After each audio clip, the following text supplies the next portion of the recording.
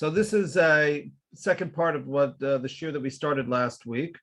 Last week we dealt primarily with the philosophical underpinnings of the question of whether or not you can have this whole idea of, or should we be in favor of trying to produce lab-grown meat and all. And I connected it to both the Parshat Bereshit and the Parshat Noach.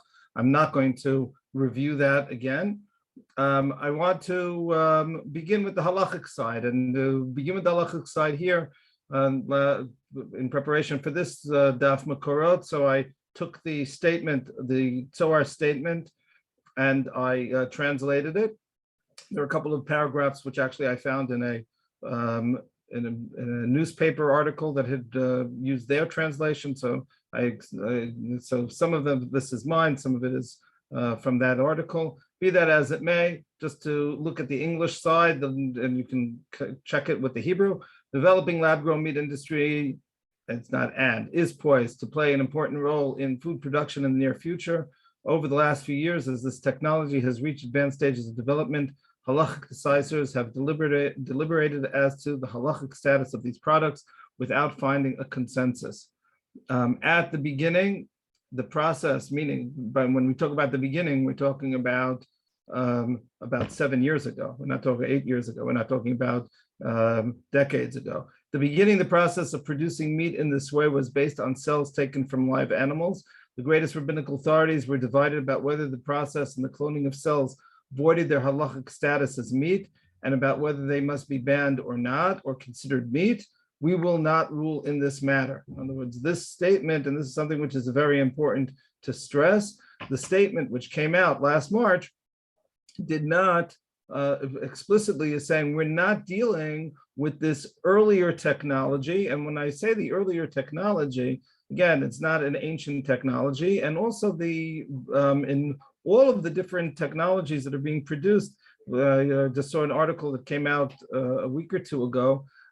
There's a good expectation in the industry, and we'll come back to this, that at least at first there's going to be a mix of different technologies that are at play. In other words, each company is developing their product, and they're using certain technologies, and they're not going to necessarily throw away their technologies just because somebody else came up with a different technology. It's along the lines of cell phones.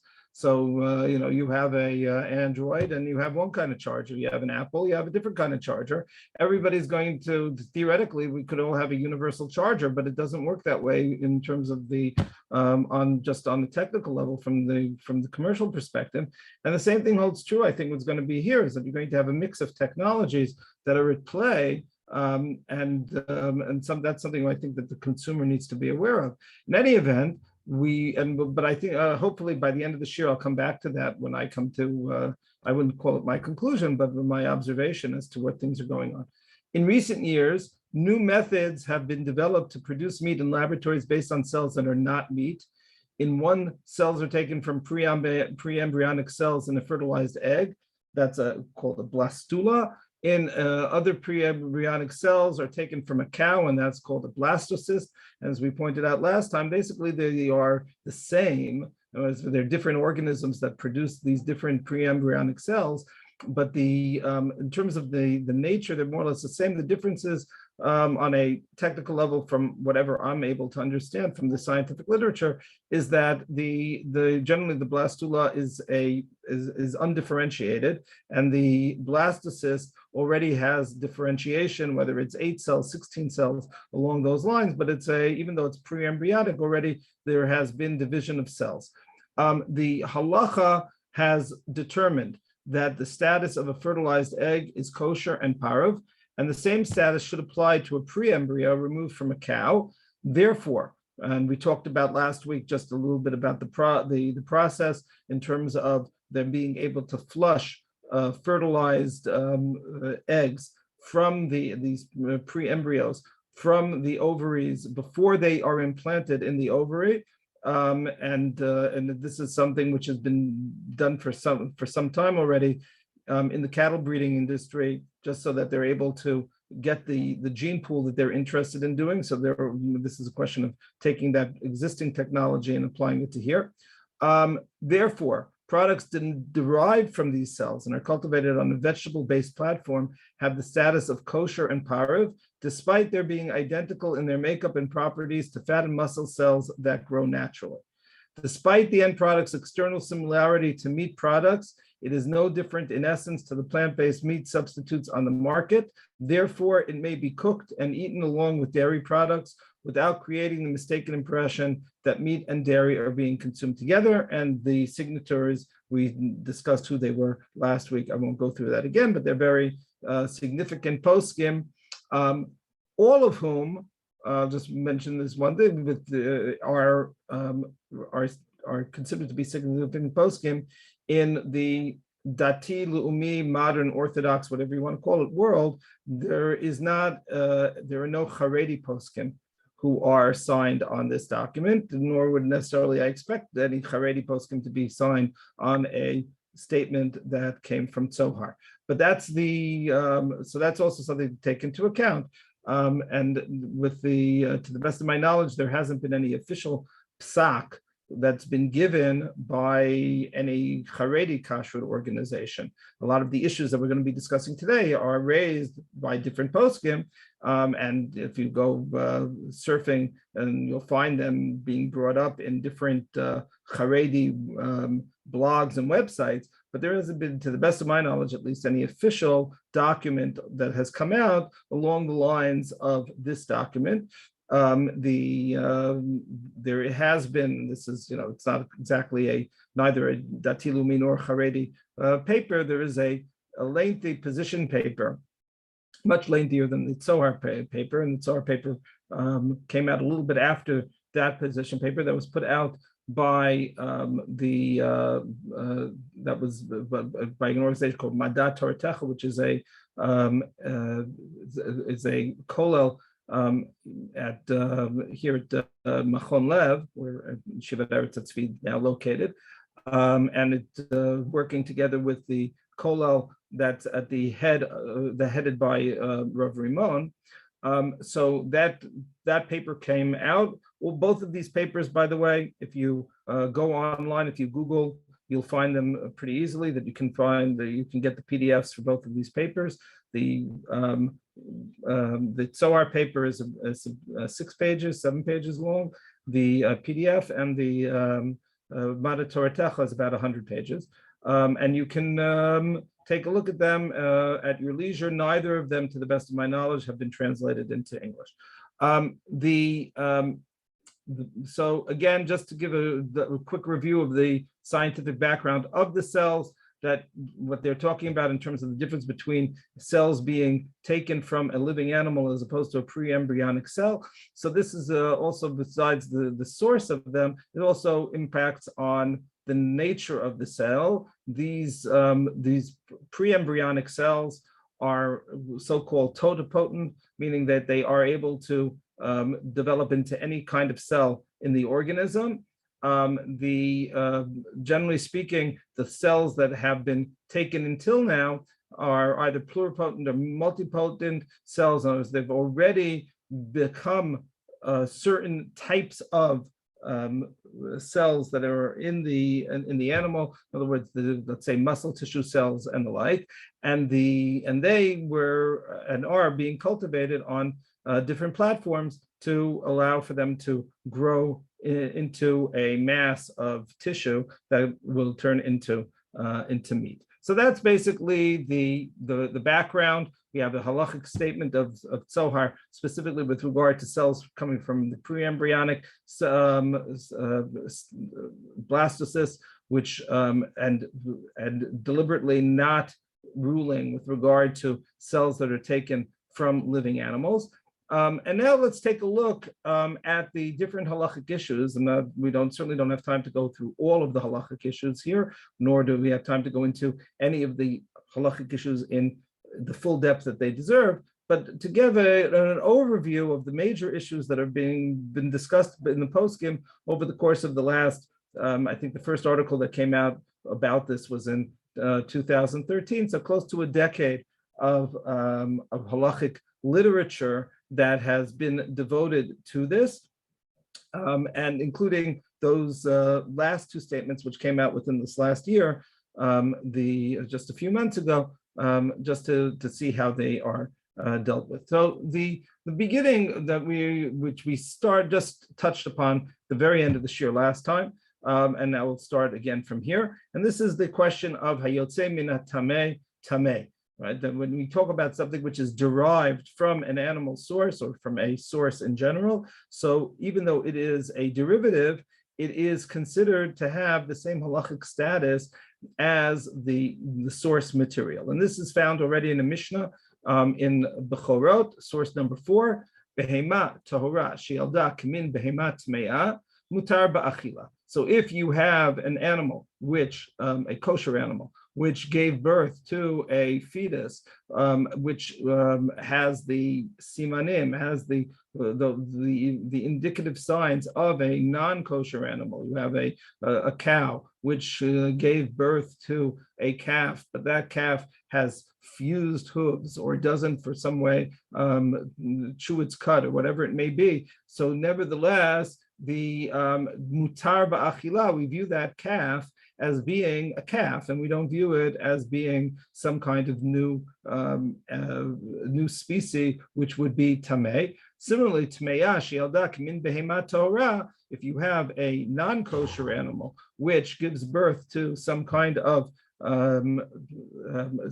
deformed animal which has the kosher the kosher symptoms. Let's say take a cow which not a cow, a camel which chews its cud but does not have split hooves, and if that were to now have a I don't know, somebody might look it up to me, tell me what a baby camel is called, but that baby camel has has split hooves. So nevertheless, it will be considered to be a tameh animal. Asur ba'achila sheyotze mehatameh tameh. So the Mishnah, after having given the case, gives us the halachic rationale for it, that something that comes from a source which is tameh, which is not kosher, is going to be considered tameh as well. The Gemara, and I'm not reading the Gemara now, I'm going to jump to the Rambam's summary halacha l'maasa of that Gemara. The Gemara discusses this case in terms of using that principle that the Mishnah states, that hayotze me'atameh tameh, to apply it to other things as well. And therefore the Rambam formulates the halacha in the following way.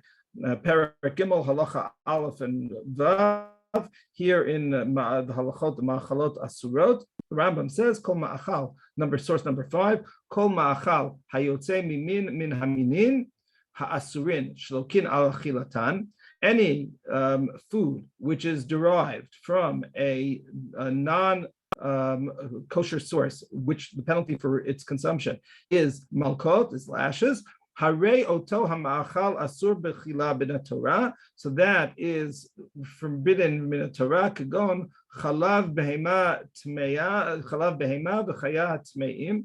So, for example, the milk of non-kosher animals is considered to be tameh. The note, by the way, the Rambam did not say that there's going to be a penalty for that, and the Rambam says that explicitly in Halacha Vav. Afa pi shechalav behemat tmeya ubeitzei of tamei asurin min Torah. So even though the milk or the eggs of a non-kosher species is forbidden from the Torah, ein lokin alehem. So you do not get malkot for that. The penalty doesn't exist because the penalty of the pasuk is shene'amar mibsaram lo tochelu al habasarhu lokeh ve'eno lokeh al habeitza v'hachalav.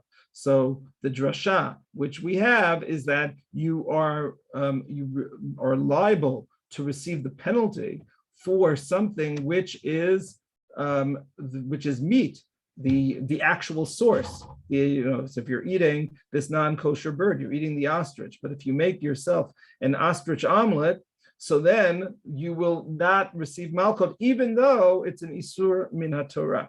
And it's not rabbinic; it is min Torah, but nevertheless, there isn't a penalty. Now, you could say, well, that's I guess theoretically interesting. If you are in a beit din, are you going to give malchut? But for us, it really doesn't make that much of a difference, and that is basically correct.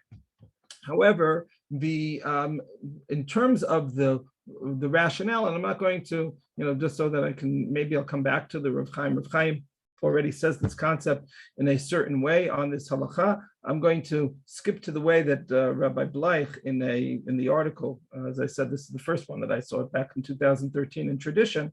Rabbi Bleich dealing with this, so he uses his own nomenclature, and he says the following: the above cited Mishnah in Bechorot, this is number 7, employs the term yotzei, that which emerges, again, hayotzei min hatamei tamei, to depict the concept of identity as a member of a species.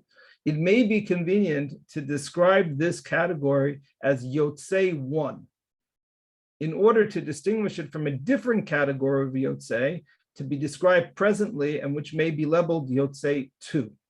And so he makes these two different concepts, this yotzei 1 and yotzei 2, right? Thing 1 and thing 2 for our, because after all, this could be a Dr. Seuss book in some ways. So you have yotzei 1 and yotzei 2. So what do we have? Yotzei 1 as applies to growth, namely the accretion of tissue and the enhanced bulk of a mature animal, serves as halachic categorization of a living animal and of its descendants. In other words, if you have a baby piglet and it grows into a mature swine, so the piglet may have weighed just a kilo or so, and now it weighs 100 kilo. So you're not going to say, well, okay, the 198 kilo that have, or 199 kilo that have been added over the course of this pig's life, well, that's just a yotzei. That's just something which emerged from it. It's not the real thing.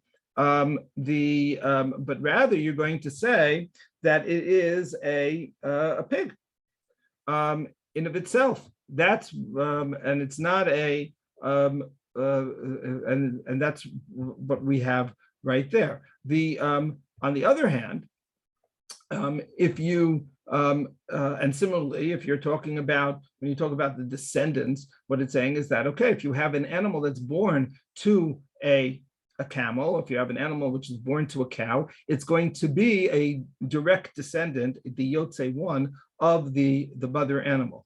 There seems to be no source that would serve to extend that concept to some hypothetical post-mortem synthetic growth of additional non-kosher animal tissue or tissue cells plucked from a living animal, made the subject of artificial reproduction in its severed state. In other words, basically he's saying that in his opinion, the best that you're going to, or the worst that you're going to have when you're talking about the animal or the tissue which is being generated in the lab, is the most it's going to be what he calls yotzei 2. In other words, the milk of the animal or the egg of an animal. It's a byproduct of the original animal, and that is not as halachically severe as the yotzei 1 or the yotzei 2. So that's just so that's something to keep in mind. At the same time, it's important to stress that this is not accepted necessarily by other poskim. Rav Ariel, in an article, no, he was not a signatory to the Zohar letter. Rav Ariel, in an article that was written in Tchumen in 2016, so he says the following. He's saying when he compares this lab-grown meat to a chick which is generated from a fertilized egg. So he says that the egg, after all, is kosher, and or not kosher. But the point is that we're going to view the chick as having a different halachic status than the egg. Right? We treat the egg as being parav. And we say that, and up to a certain point, even a fertilized egg will be considered to be parav, and that's something which is brought up in the poskim as well. And so that's important to keep in mind. But you have but then when you have a chick, so the chick is now a bird, and that bird has whatever halachic status birds have, which is it requires shchita, and it has it's considered to be midrabanan, at least is considered to be meat. And this is, so he says that in his discussion, perhaps I should look at the cells. Let's say I were to have cells that were taken from a non-kosher animal. He, by the way, we'll come back to this. Rabbi Ariel himself is probably the most machmir of all of the poskim. I don't know even if necessarily machmir is the right word. I would say perhaps conservative with a small c of the poskim in this, in other words, to be viewing the meat which is generated from the original cells as being identical to those cells. And so certainly if, let's say, we were dealing with cells that were harvested from a non-kosher animal, that it would have the same status as the non-kosher animal. More so, he even says that even if you're harvested from a kosher animal and the animal, excuse me, is still alive, so then the cells would have the halachic status of basar min hachai, aver min hachai, would be considered as though, touching upon Parshat Noach as well, where the Isser of one of the Shivat Mitzvat B'nai Noach is that a person is not allowed to, period, regardless of race, religion, or creed, that a person is forbidden to eat from the limb taken from a living animal. So the Rav Ariel's position is that the cells that are harvested from a living animal and then generated into tissue are going to be considered to be Aver min hachai and are going to be forbidden. And you would have to to begin to talk about something which is kosher. If you're taking cells from an animal, that animal has to have been shechted already, and then those cells would have the halacha status of kosher cells, kosher meat, and then what's generated might have that halacha as well. But in any event, getting back to the question of yotzei minha tamei tamei, so the derivative or that which is which comes from. So he says that an egg turning into a chick, that is something which is significant. Shinui mahuti. That is, as I take a look at an egg, I take a look at a fertilized egg, I even take a look at perhaps at the embryo, and now I have a chicken. But, however, ta'e basar mita boded lo chal shum shinui echuti ela shinui kamuti. So he says, on the other hand, if I'm taking a look at tissue which is generated from muscle tissue, let's say, remember, we're talking about the older technology, talking about those type of cells. So now if I have those type of cells which are generated into muscle tissue, so all I've done is taken a little bit of muscle tissue and I've turned it into a lot of muscle tissue. And so and perhaps it was microscopic, right? That's the next line where he says, even though the cells at this point, when you are harvesting them, are still on the microscopic level, however, all you've done is hitztaref alav ta'im nosafim hadomim lo b'tchunotav hu na'aseh nikar la'ayin lo shinui mahoti b'tchunotav. So when all of these cells come together, so then it doesn't make a major difference in terms of or a significant difference, to use his terminology, in terms of the tissue. You started with a tiny little microscopic piece of tissue, and now you have a steak, or a hamburger, whatever it is. That is basically the same thing that you started with, and that is not considered to be, from Rabbi Ariel's perspective, is going to be using the terminology that Rabbi Bleich used. It would be Yotzei 1. It wouldn't be Yotzei 2 at all. It wouldn't be a change at all. Okay, so that's a question in terms that the poskim are dealing with. I did not put it here. Okay, I'll just mention, since Rabbi Ariel, this could be separate. This is a separate category, but because of the time and space that I have, the question of things that are microscopic and are not visible to, are not something that human senses are able to unaided to are unable to apprehend. So many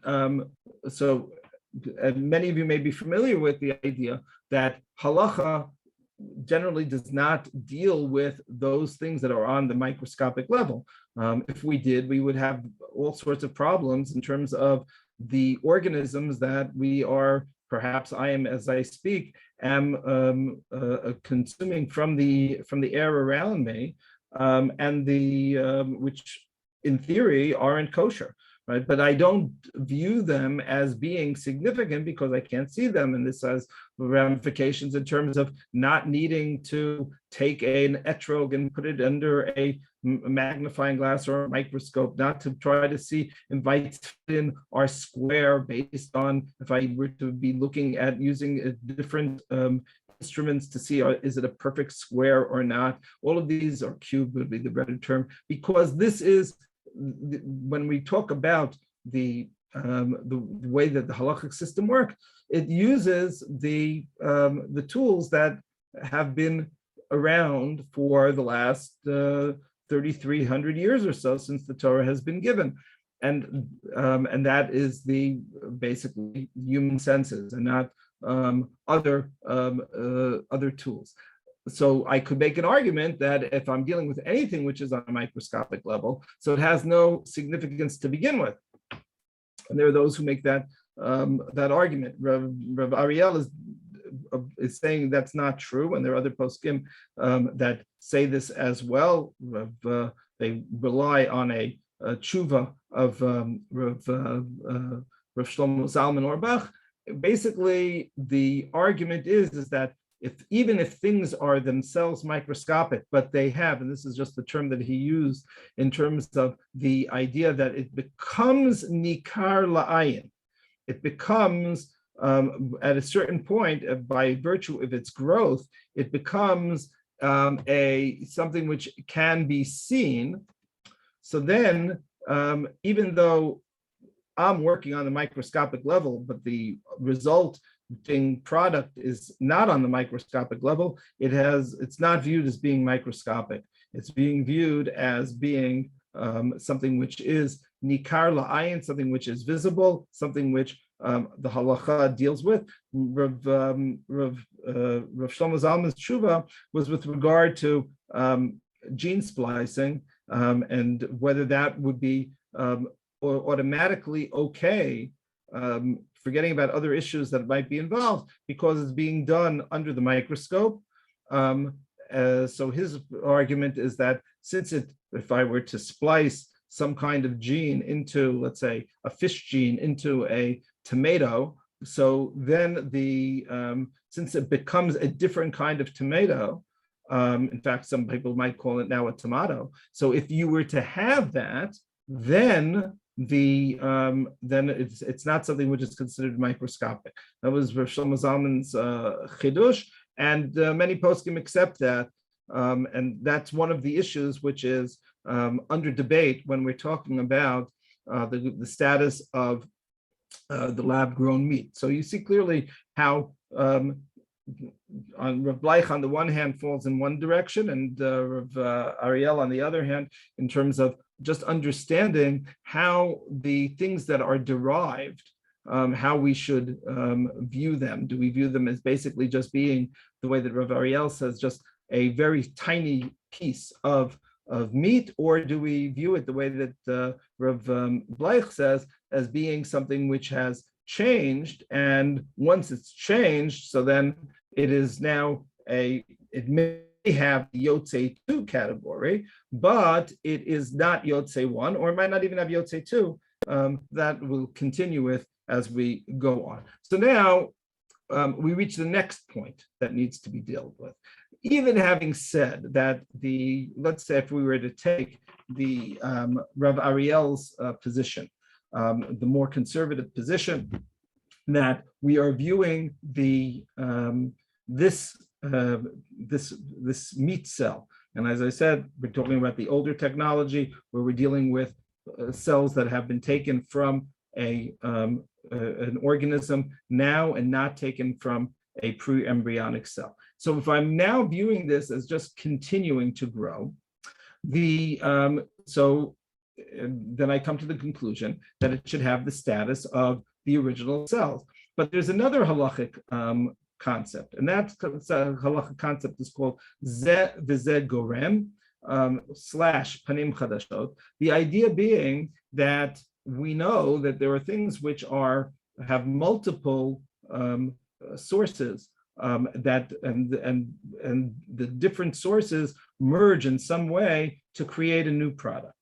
And the question is, well, if one of the source materials was forbidden and the other source material was not forbidden, do we view this new product that has come in consequence of the joining of these two different things, do we view that as being asur, or do we view it as being mutter? Do we say, well, because it has one component that was forbidden, so therefore it's going to be asur? Or do we say, no, now it's something which is new because it's a hybrid of different things? So here the Gemara says this is in effect a machloket amongst the Tanaim. Without getting into the full sugya, but it's a Gemara in Avodah Zarah on Daf Mem Tet, source number 9. Amar Rabbi Yehuda Amar Rav Moda Rabbi Yossi She'im Nata v'Hivrich v'Hirkiv Mutar. The case that's being talked about here is if I take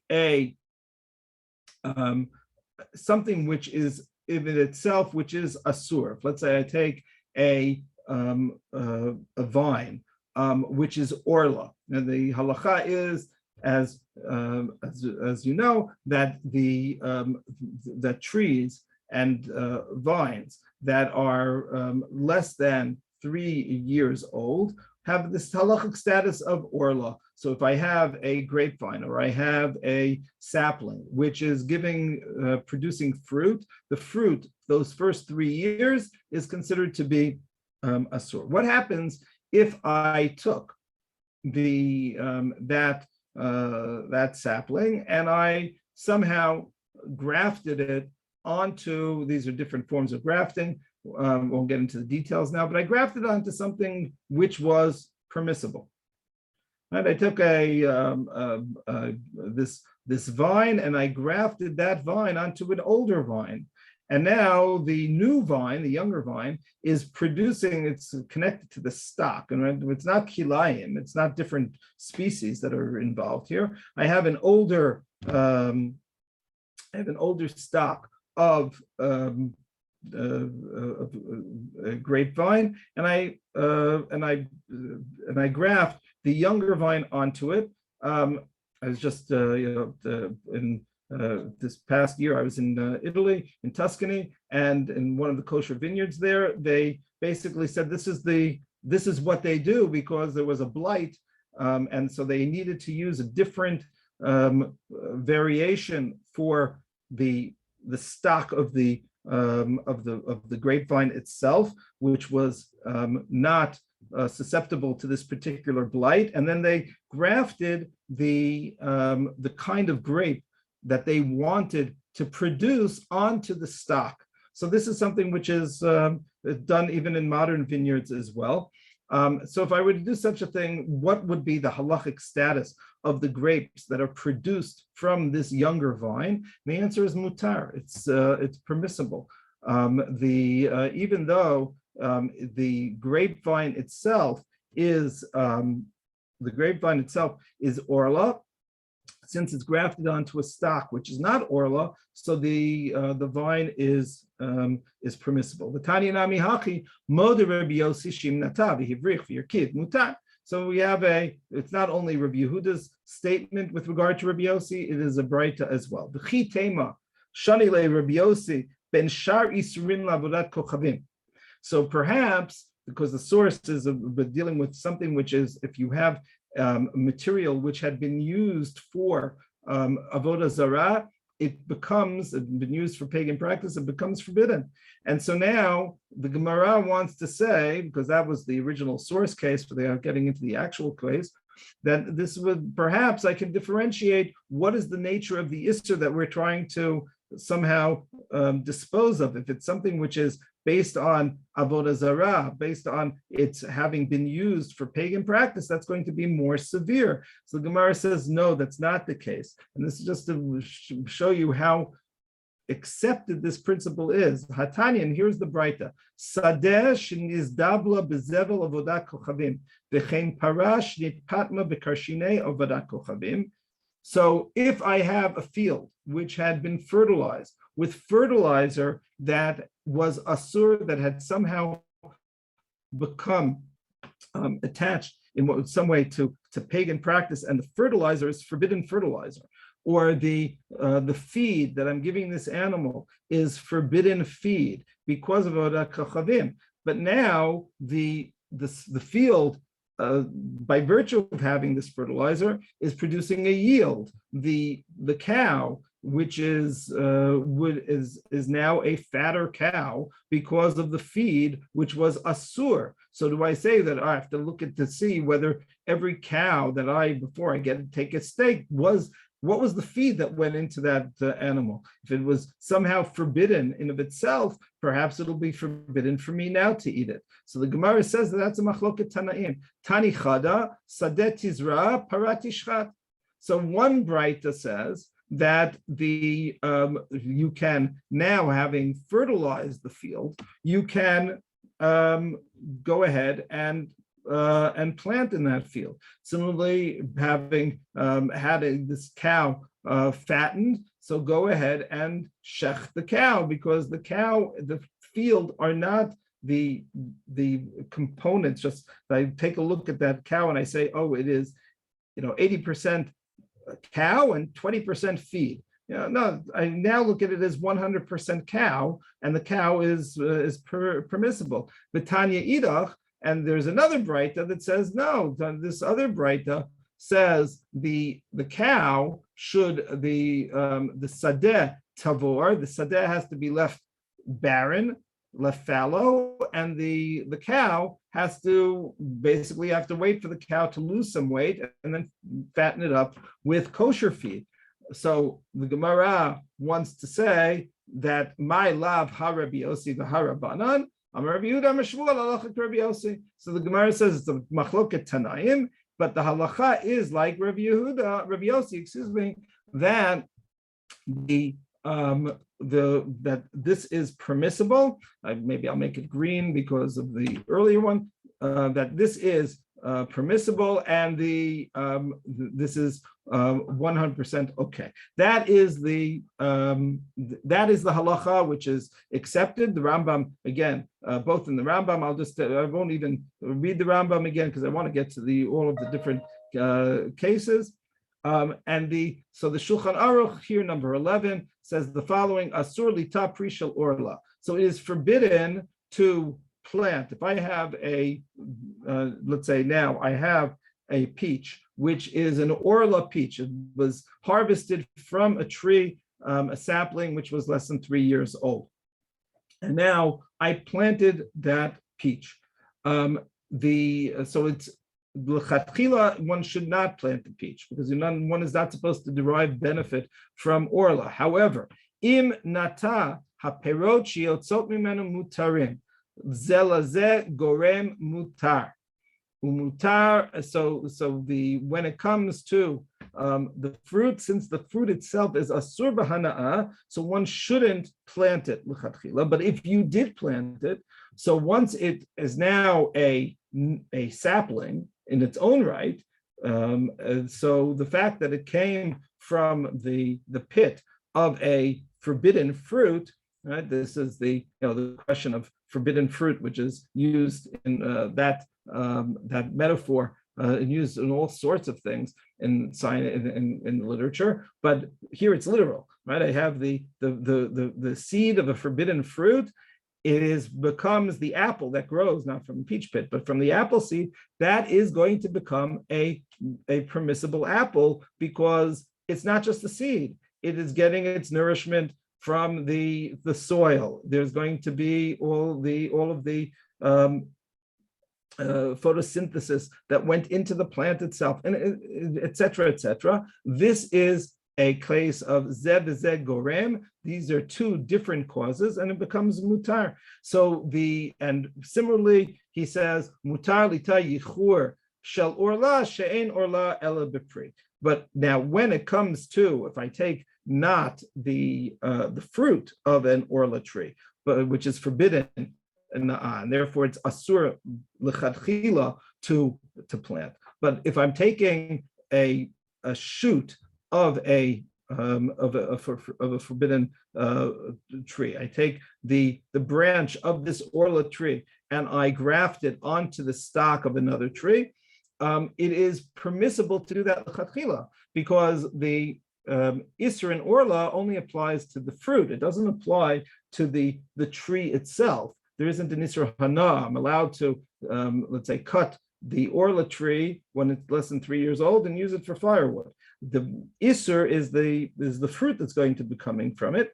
So therefore, if I now have grafted it onto the stock of an older tree, that is permissible l'chatchila. So that's the background. So now the question is, if I'm taking this and applying it to the lab-grown meat, Rav Ariel is the first that I saw who brings this up as a reason perhaps to say that it's mutar. What I'm doing now is to take, again, remember his shita was that the original cells are asur, but I'm grafting it onto a platform, and it's only growing because of that platform.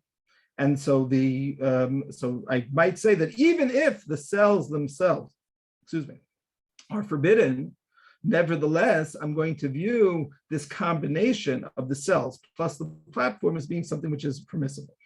So that is his hypothesis. However, he disregards it. He says that in theory, that might be true, but it doesn't work. Why not?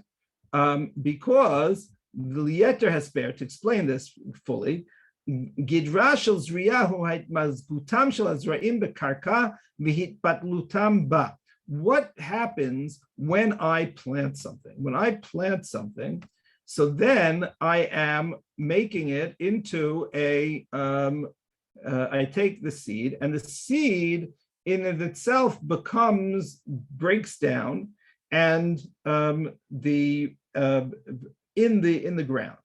Shahashrasha mevatelet et hazra'im bekarka.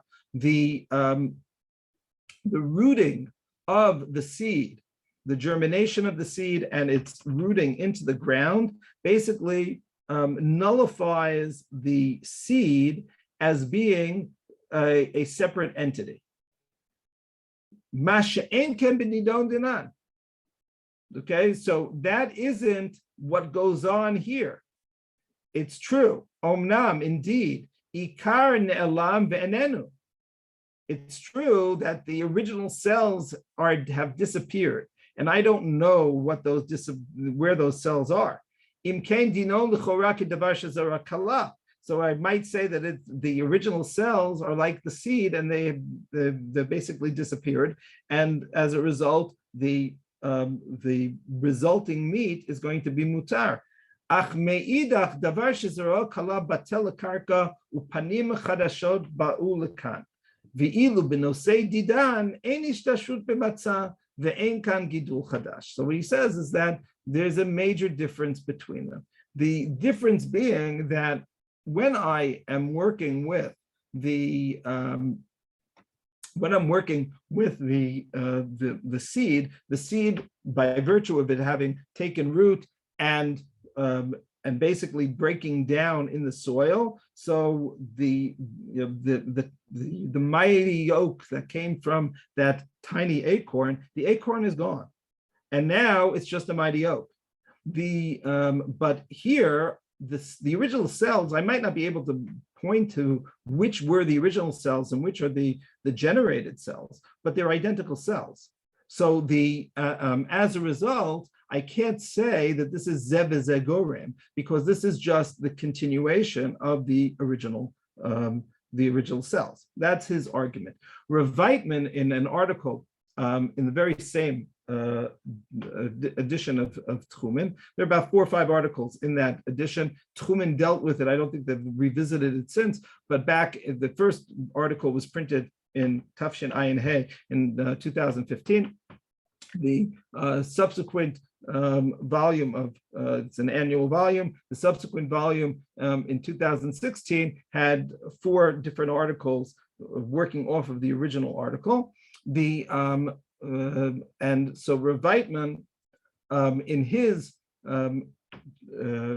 critique of Rav Ariel's position, so he says that this is he disagrees strongly. He says the following: Rav Ariel in his article had mooted a position, which I don't know if technologically it's even possible, is to basically, in order to allow for lab-grown meat to work, start with fish cells, along the lines of start with fish gelatin, start with fish cells, and then in the lab, change them into cow, change them into pig, change them into whatever. In other words, if the source, this is his shita, is he's being consistent. He's saying, I have to look at the source. All I've done here is taken the original cells and I've multiplied them. And if I've multiplied them, they have the halachic status of the original cells, even if there was a platform that was used in order to multiply them. So Rav Weitman takes that and he runs with it, and he comes to the exact opposite conclusion. He says the following: Ma yiyeh hadin shaltai gezer shenilkechu midagim v'godlo agam b'matzah gidul shel dam. Remember, at the time, and this is something that has changed, and we talked about it a little bit more in depth last week, mainly because of its commercial consideration. But the original platform that was used in these and is still used, by the way, in some of the laboratories that are producing is serum. Serum it's actually a specific type of serum. It's fetal blood serum, which basically means that they take the blood from the fetus of cows that usually that are found in, they take it from cows when they slaughter the cow. I'm getting too far into the details, but the point is, you take the blood from a calf or fetus, and then you remove the different kinds of cells, and you're left with the base of the blood. That's what serum is, and so that's the original base, the original platform that's being used to grow the cells. So Rav Ariel felt that if I take fish cells and I grow them on the platform is dirt, in effect, right? If I eat dirt, I don't say, well, is the dirt kosher or not? It's dirt. So similarly, I don't care if the platform, if the serum was coming from blood, because all that's important to me is the cells that are growing on it. So that's Rav Ariel's position. So he says that this holds true of there's a sensor here. Anyway, this holds true of with regard to the to fish cells that are on the platform of the blood. However, Rav Weitman says, "Lefia niudati, dafka mitzia kazeh yesh makom lomar shamotzar sofim lo yeh kasher, ve'ilu shita Rav Ariel l'chor tzarich liot kasher." In other words, what Rav Weitman is saying is that I take a look at the original cells. I also have to take a look at the platform. Platform is very, very important. And if the platform is forbidden, it's a combination. I could Rav Weitman's position himself is that if the platform is a kosher platform and the cells themselves are forbidden, if you take a pig, let's say pig cells, they would if the cells themselves become batel and the cells themselves aren't considered to be significant, it was just the opposite of Rav Ariel. So then the platform was kosher and the platform was parav, then everything is going to become parav. Rav Ariel is saying no. I take a look at the original. So Rav Weitman is, so here again you have the same way that we saw with regard to the first issue of Davar HaYotzeh, two different positions that are being brought by the postkins, or by Rabbi Bleich on the one hand and Rav Ariel on the other. So here, with regard to Zeh v'Zeh Gorem, we have a machloket amongst different rabbanim, Rav Ariel on the one hand and Rav Weitman on the other, viewing viewing this exact same case from diametrically opposed positions. Again, want to stress this, that this is, we're all dealing up to this point with the earlier technology where you're harvesting the cells from a living animal and not dealing with the pre-embryonic. But already you see that Rav Weitman is putting a lot of emphasis on the platform, and Rav Ariel is putting less of an emphasis on the platform. Another issue that needs to be dealt with and is dealt with by the poskim is saying the following: it's what's called davar ha'ma'amid. Davar ma'amid means something, a stabilizing element.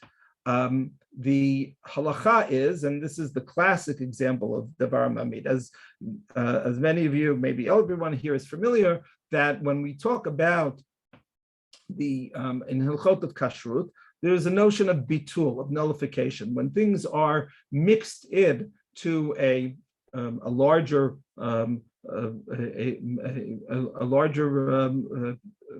mixture, so the element which is forbidden can become nullified. Generally speaking, when you have a ratio which is more than shishim, more than a 1 in 60 ratio, or less than 1/60th ratio. In other words,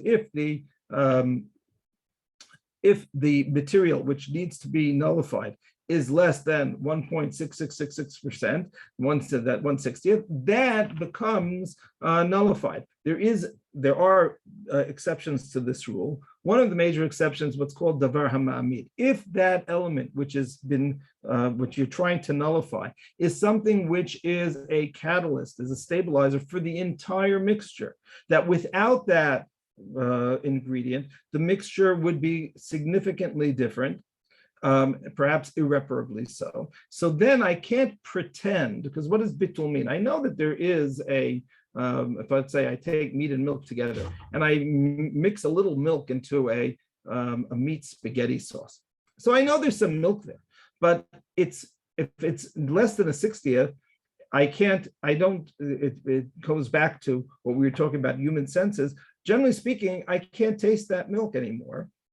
And since it can't be tasted, it can't be discerned by human senses, the halacha says that we can treat it as though the milk isn't there at all. That's basically the idea of bitul.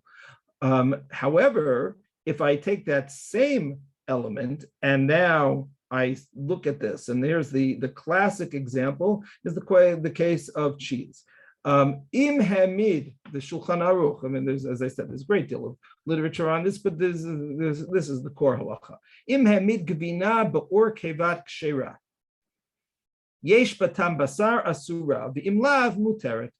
Cheese is the primary agent that allows milk to become cheese is the chemical rennet, which is found naturally in the stomach lining of mammals. So now, if I took the and this is what normally was done. You can take the, you can take the somehow scrape the material inside the stomach, or you could just take a slice of stomach skin and you put that into milk, and that creates the curdling. So now if I were to take a kosher, I take a kosher stomach, and it was from a properly slaughtered kosher animal, and I put that into kosher milk, and that becomes cheese. So if I can somehow taste the meat in the cheese, then it's forbidden. V'im lav muteret. But if I can't taste any meat in the cheese anymore, it's mutar. Generally speaking, you're not going to be able to taste any meat. However, hama'amid be'or kevat nevela b'treifa u'behemat tmeya oser b'chol shehu. If, on the other hand, I use as the stabilizer, I use the stomach from a non-kosher or a improperly slaughtered animal, so then it is forbidden in the slightest moment. In other words, it doesn't, forget about 60th. It's basically forbidden at on the molecular level. Why? The Ramah says, explaining this idea, mishum de davar ha'asur ba'atzmo u'ma'amid afilu be'elef lo batel. So if I have something which is a stabilizer, a catalyst, and it is it's present. In other words, without that rennet, there is no cheese. It's just sour milk. And the cheese is because of the rennet. So I can't pretend that the rennet doesn't exist. So therefore, it's not batel ever. That's the accepted halacha. The difference between this and basar b'chalav is that basar and chalav together aren't asur until they merge. So if the basar and the chalav together is not discernible because there's no taste of the basar, so then it's still permissible. But the nevela, the non-kosher source, that was forbidden from the get-go. So the question is, can this forbidden source become nullified? The answer, it's not nullified as long as I can see that it's there. So meaning that as long as I know that there's cheese, it's there and it's forbidden. However, so now this is now going to be used to say the same type of thing along the lines that we were said before. If I now harvest cells from a non-kosher animal, or if I harvest cells from a live animal, in the case of Rabbi Ariel, so I can't. That becomes the davar hama'amid. That itself is now, I'm trying to say, those cells that started out as pig, but it's now batel in everything else that's there. So I can't, according to this idea of davar hama'amid, I can't, because without those original pig cells, I wouldn't have a pork chop. And without the original cells that were harvested from a live animal, the Aver Menachai, I wouldn't have a steak now. So the entire product becomes sullied by the original source, and I can't pretend that it's batel because it's clearly not batel. Otherwise, I wouldn't have a steak. I wouldn't have a pork chop. That's davar hama'amid. Having said that, there is an element that needs to be introduced, namely davka shelo haya sham ma'amid acher rak ha'isur, aval im haya sham gam ken ma'amid heter havezeh v'zeh gorem umutar.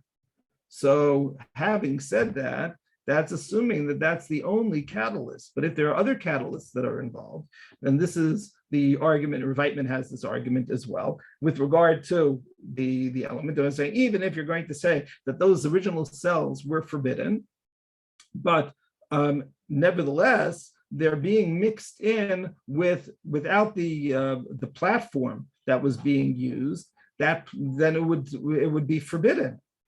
So, not forbidden. It would not have become a new it would not have become generated into the steak. Was I take those cells, and now I'm trying to say that the original cells are the ma'amid, but that's not really true, because it's only partially true. It's true that I need those cells to get the final product of the hamburger, but I also need the nutrients. I also need everything that the platform is giving. So if the platform is permissible, and this again goes back to Rav Weitman's argument in the previous source in 12b, that if the platform is coming from a kosher source, not a serum source, but coming from a vegetable source, so then it becomes a zeh gorem situation, and it should be permissible.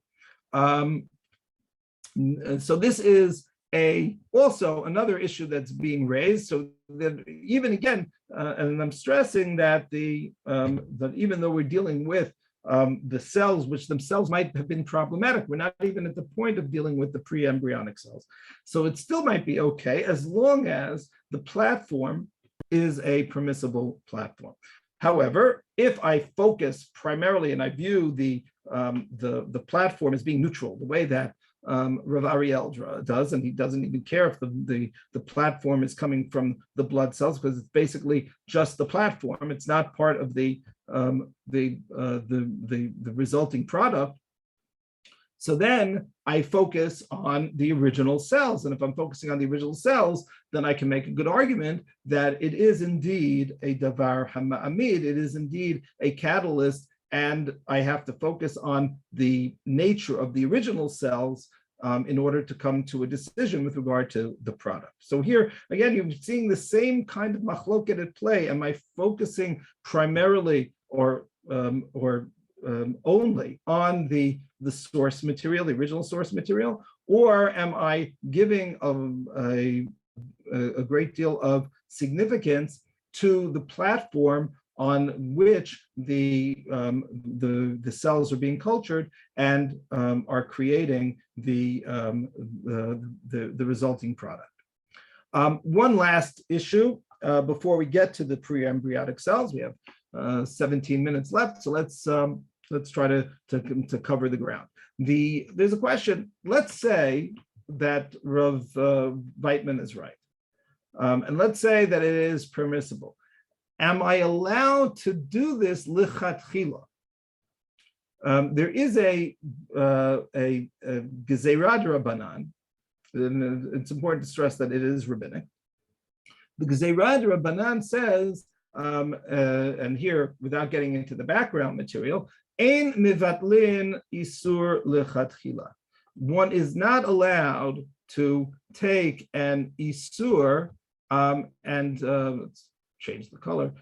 One is not allowed to make take an isur and deliberately, knowingly be mivateled. We said that halacha recognizes nullification. If I have milk and there was some milk that fell into my meat pot, so if it's less than shishim, it's batel. But let's say for whatever the reason, I decide to do it in a premeditated manner. I know, I measure it out, it's less than shishim. So it is forbidden to deliberately use nullification in halacha. So and we continue, va'afilu nafal letoch heter she'ein bo shir levatla.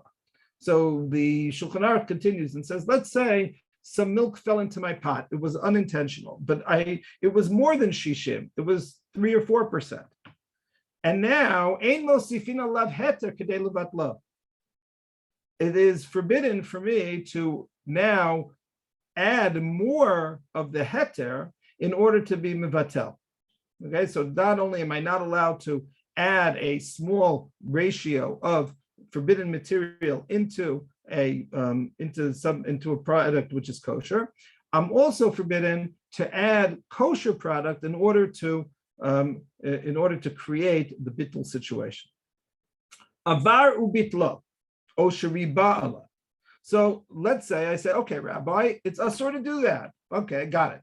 But I did it anyway. So in bishogeg mutar, if it was done with without intent, unintentionally, it is mutar.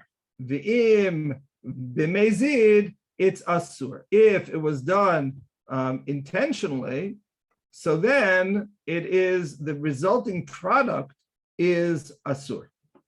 But only for the person who did this nefarious act of nullification willfully. If it's his own path. And also it is forbidden not only for the person who did it, but anyone who was consciously involved by the person who went ahead with the bittul. In other words, if I am preparing a dish and I'm preparing it for you, or preparing it for all my guests, and I intentionally add isur less than a shishim, and I say, okay, when I tell everyone at the meal. So since I made it for myself, since I made it for you, so it's forbidden for all of us halachically. It's that's the extent of the gezerah. As I said, it's an isur d'Rabbanan. This is also the Rama adds asurim lemachro gam ken liyisrael acher shelo yehanu mima shebitlo. In other words, and I'm also forbidden to sell it because I'm getting hana'ah. If I now have this dish, so it's if I sell it to someone else, so whatever profit I made, I've made because of this the original act, and that's forbidden. So that's the core halachic status. Now there's a question, a really very fascinating issue, and it leads into all sorts of things, by the way. I'm not going to read it inside because of the time, but Rav Moshe has, many of you may be familiar with this, there's a whole discussion with regard to whiskey that has been aged in sherry casks. Right? So here you have something which is forbidden. You have the sherry, and it is, you're not actually adding sherry, but you're adding the cask, and you're adding the whiskey to the cask, and that lends flavor to the whiskey. So there's a whole question whether that's permissible, because the sherry was forbidden, and now it's being in some way mixed into the whiskey. Maybe I'll have a different shir just on this particular topic. It's really fascinating in its own right. So can I drink that whiskey? So Rav Moshe is here in source 20 is one of the primary mekilim in this. He wants to argue there are a lot of different issues that are at hand, but basically that the whiskey is the sherry is batel in the whiskey, and it's not a problem of ein mevatlin isur l'chatchila because the manufacturer, and here it might be dependent on whether the manufacturer was a Jew or a non-Jew. The manufacturer was a non-Jew. His primary market is non-Jewish. So therefore, it's not considered as having been done specifically for the Jewish consumer. And if it's not being done for the Jewish consumer, so it's not considered to be bitul mevatlin isur l'chatchila, and it's permissible to have.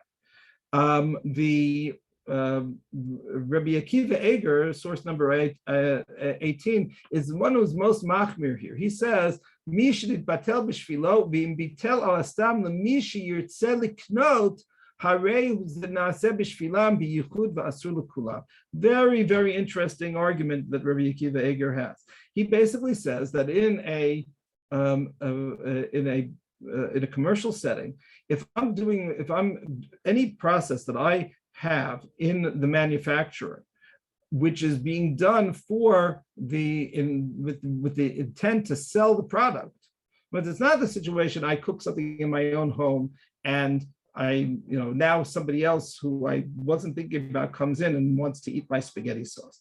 I'm making spaghetti sauce for the market. And if I'm making spaghetti sauce for the market and I am intentionally adding a non-kosher ingredient into it, even though it can't be discerned, for whatever the reason, I'm doing this, and I add it. So everyone who is a potential consumer, it's as viewed as though I did it for him or for her. And that becomes forbidden.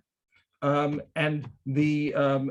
Rav Moshe is basically not necessarily accepting this because he's saying that even it's somewhat open to interpretation, because what would happen if it was a Jewish market, it was a Jewish manufacturer, and if I would Rav Moshe allow for sherry casks in a let's say in the Israeli market, if I'm an Israeli distiller and I were to be making whiskey with these casks, and my primary market is a Jewish market, Rav Moshe might argue that he might accept Rav Akiva Eiger in that situation. He's just saying that in the market, when you're talking about Scotch whiskey, or outside of Eretz Yisrael, so then the players are non-Jewish and the market is not Jewish, and therefore I don't consider it being but bitul isur l'chadchila. But if I accept Rabbi Akiva Eiger's position, so now I can have I come back to the lab-grown meat. The original cells, let's say pig cells, those original cells are usur, and if those original cells are usur, then I am being mevatel them intentionally to create a kosher pork chop. So even if all of the conditions that I said before were true, and yes, it's batel, and yes, it's davar zeb gorem, and all of those things that are going into it, yes, it's mutar, but I did it intentionally, and I did it for the market, and I did it for a Jewish market. So then it should be asur. And this leads Rabbi Bleich to make the following observation, really a very, very clever observation. So he says the following, number 21, he says the same product, if produced for a Jew, according to Rabbi Akiva Eiger, even for an unspecified anonymous Jew, is prohibited. Kosher certification is sought by a producer precisely because he wishes to market his product to the Jewish consumer. Targeting the Jewish consumer as a potential customer creates a situation in which nullification is carried out expressly for the benefit of a Jew, and hence, according to Rabbi Akiva Eiger, a Jew may not benefit from such nullification. Accordingly, stem cell burgers might be produced that are indeed kosher, but they would become prohibited if labeled as such. Now, that's the irony, okay, the paradox. It's just a very interesting observation that if I'm focusing on this idea of bitul asur l'chadchila, the moment that I'm looking for a hashgacha, so it means I'm doing it for the kosher consumer. And if I'm doing it for the kosher consumer, at least according to Rabbi Akiva Eiger, and there are others who disagree with Rabbi Akiva Eiger, then the consumer became the person for whom this product was made. Whatever consumer buys it, the moment that I bought it, it was made for me. And if that's the case, then it was bitul isur l'chadchila, and it's usur for me rabbinically, but it's usur for me nevertheless. So you would have the paradoxical situation that the same product with a hashgacha would be usur. Without a hashgacha, if all of the bitul rules would be accepted, and we saw already that Rav Ariel doesn't accept them, but if all the bitul rules would be accepted, so then this same product would be kosher only if it didn't have a hashgacha. But if it had a hashgacha, then it becomes usur because then it was made for me. Again, this is according to Rabbi Akiva Eiger. Okay, that's if you will, that's where things stood about 5 years ago. And now we come to or maybe even more recently, 2-3 years ago. Now we come to the pre-embryonics. And does this change anything? So on face value, and this is the argument I'm taking without getting into the case. I don't have time to go into all of the details. We're going to now look at what the Tzohar position was, here, source number 26, with regard to it.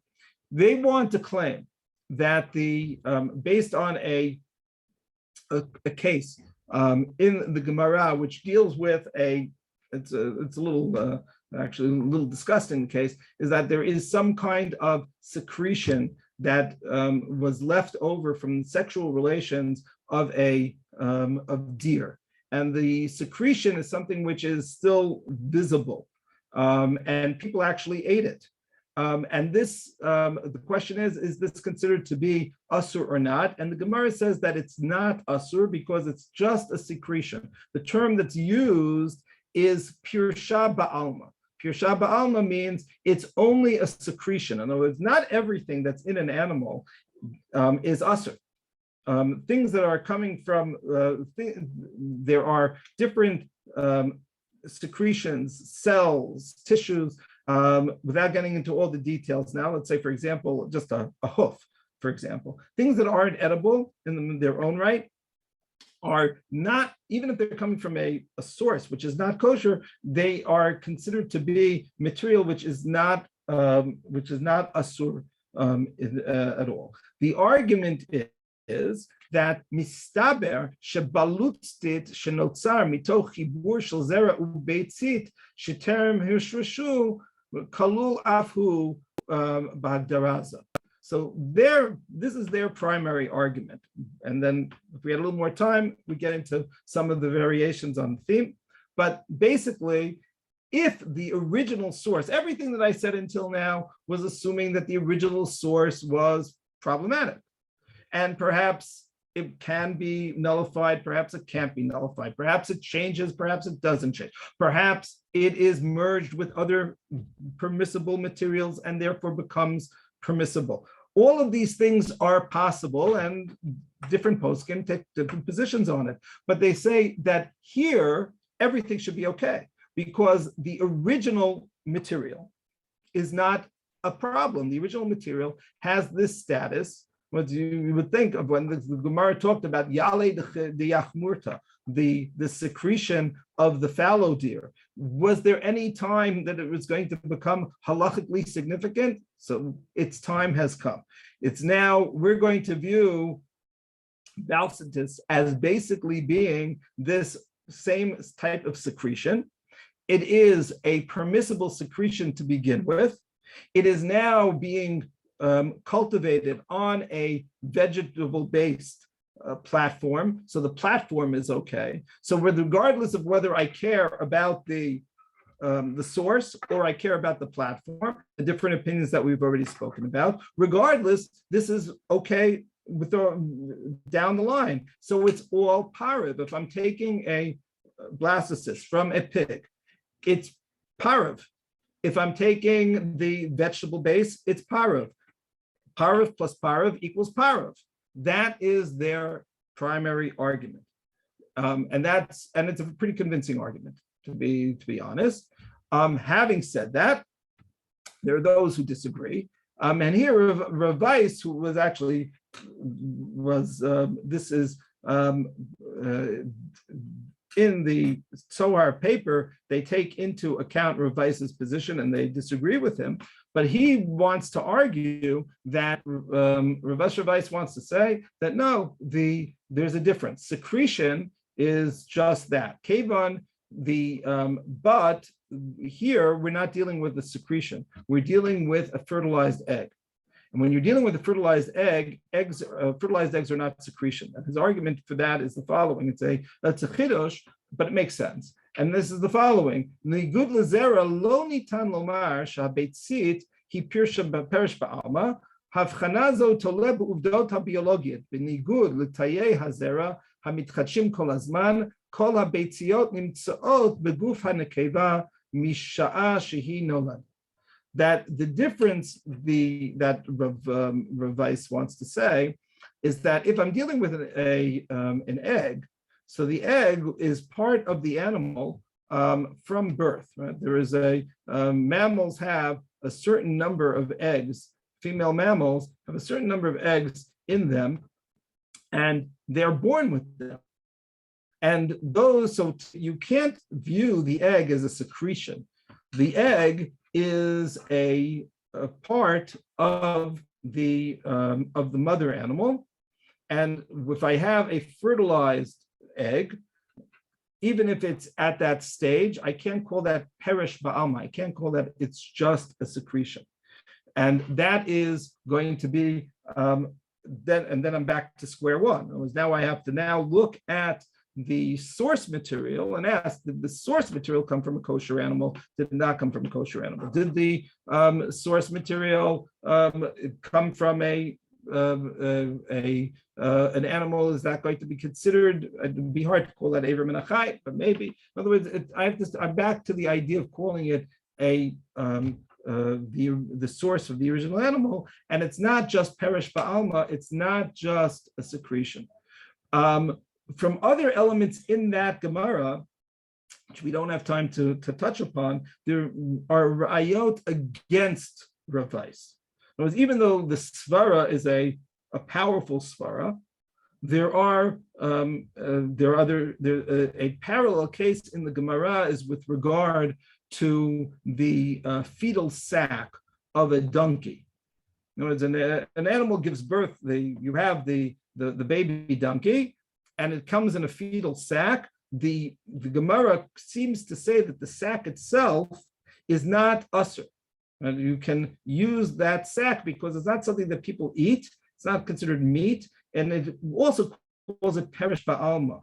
So the fetal sac could very well have the same status as the blastocyst.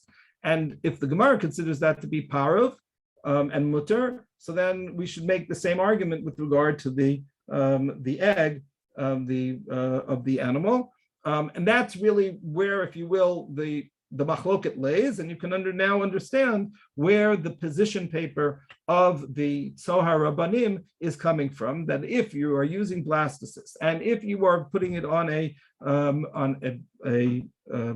platform which is permissible, the resulting product should be permissible. It should be parov, and it shouldn't be a problem, and we should be okay.